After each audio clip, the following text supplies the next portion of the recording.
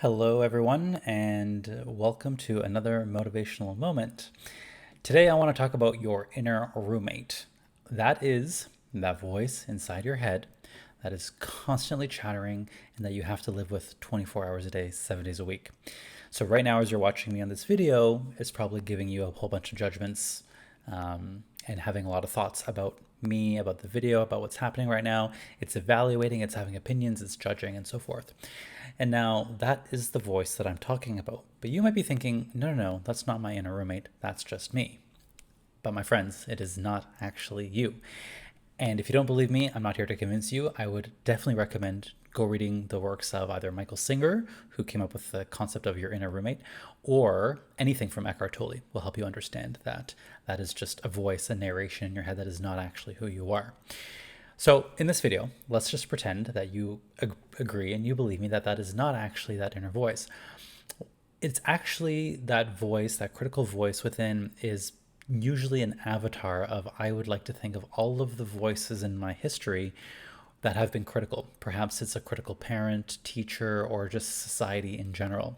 But it kind of represents one voice of all the criticism we've heard in our past.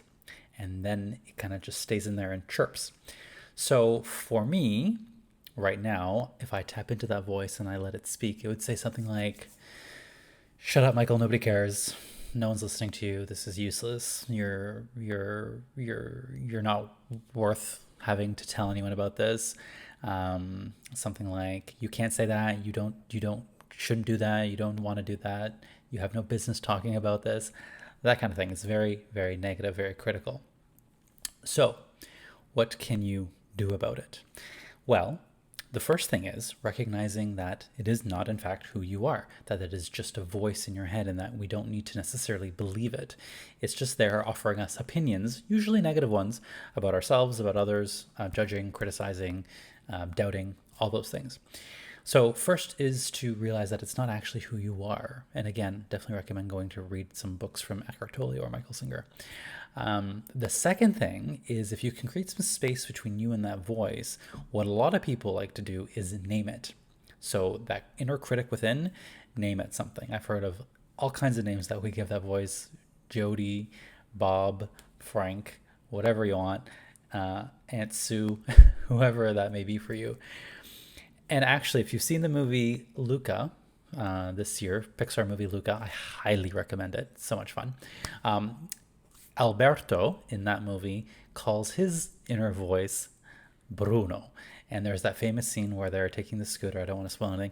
Where they're on the scooter and then he shouts out, "Silencio, Bruno."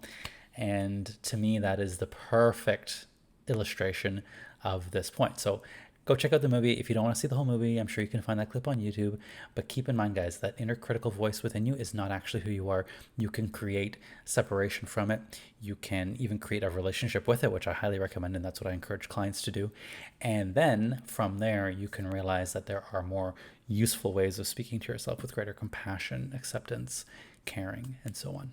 Okay, guys, that's what I've got for you today. Have an amazing rest of the week. Thank you. Be well.